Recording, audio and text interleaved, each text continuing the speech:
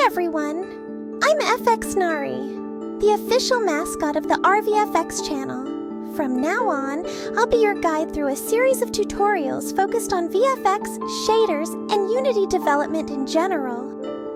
In today's very first episode, we're going to start with something simple but fundamental.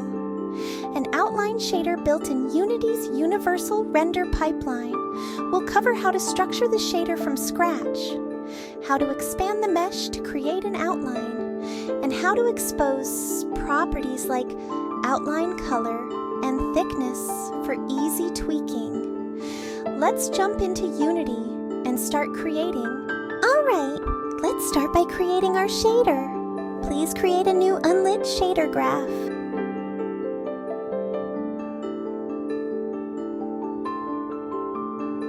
Now let's define the shader properties. We are going to need two properties. The first one is thickness, which controls the width of the outline. And the second is color, which lets us change the outline's color. For thickness, let's set the mode to slider so it's easier to fine-tune the value.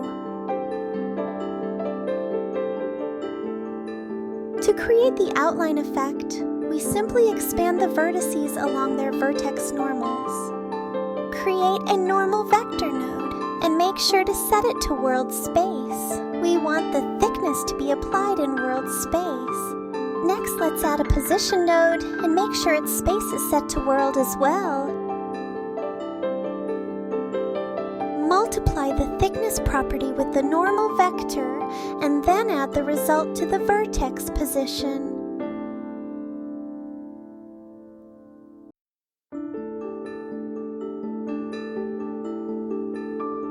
Next, take the result and pass it through a transform node to convert it to object space. Then, connect that to the vertex position input of the master node. And don't forget to connect the color property to base color.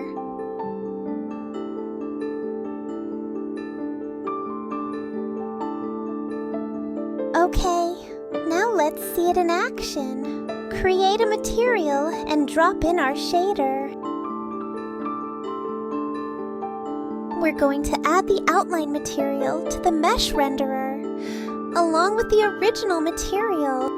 Click the plus in materials to add a slot.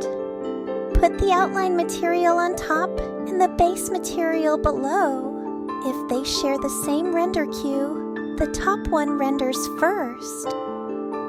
After applying the material, you might see the outline overlapping weirdly, or only the outline showing with no base material. That's because of the render face setting in Shader Graph.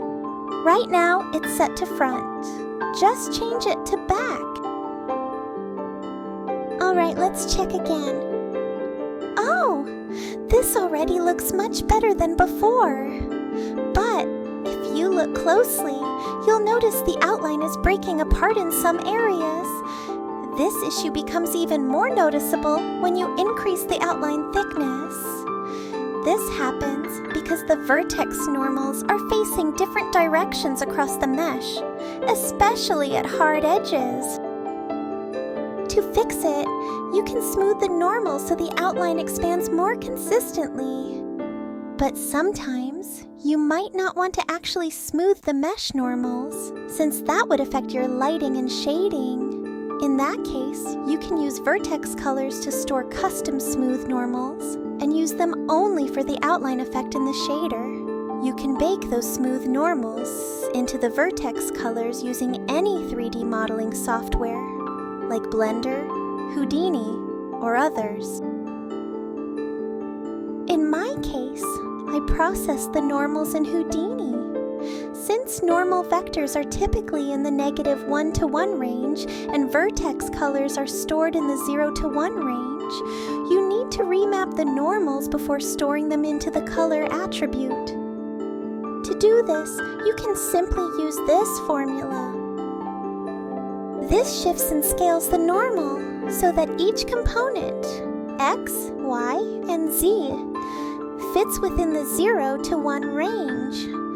That makes it compatible with vertex color storage. In Houdini, I had to convert the normal axis due to differences between Houdini and Unity. To convert a normal from Houdini to Unity before saving it into the vertex color, use the following equation.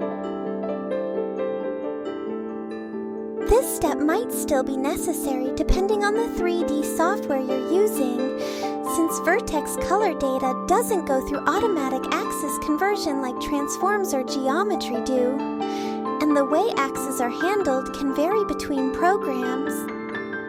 Let's go back to Unity. I'll simply reassign the outline material to the new mesh. The outlines still appear broken because the shader is still using the original normal data for the outline offset. So the result looks the same as it did with the old mesh. Now I'm going to update the outline shader to use the color data from the newly exported mesh. Let's add a color node to access the vertex color data. Now we're going to remap the normal data stored in the color from the 0 to 1 range back to the original -1 to 1 range. We can do that using a simple formula.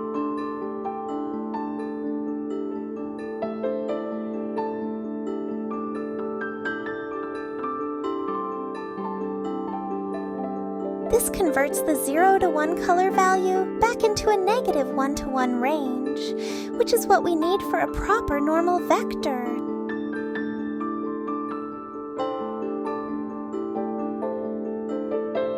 After remapping, we'll use a transform node to convert the normal from object space to world space.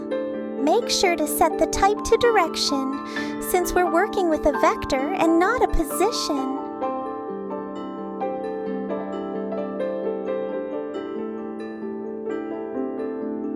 Finally, connect this result in place of the old world space normal input. This way, the shader will now use the baked and smoothed normal from the vertex colors instead. Alright, let's go back to the scene view and take another look. Now you can see a smooth and consistent outline applied across the entire mesh. No more broken edges. Looks great. And that's it. By using baked smoothed normals from the vertex colors, we fixed the broken outlines and made them look much cleaner and more consistent. Definitely a useful trick when working with low poly or hard-edged models. Hope you found this helpful. And as always, feel free to experiment and take it further. If you enjoyed the video, don't forget to like, subscribe, and hit the bell icon so you don't miss future tutorials.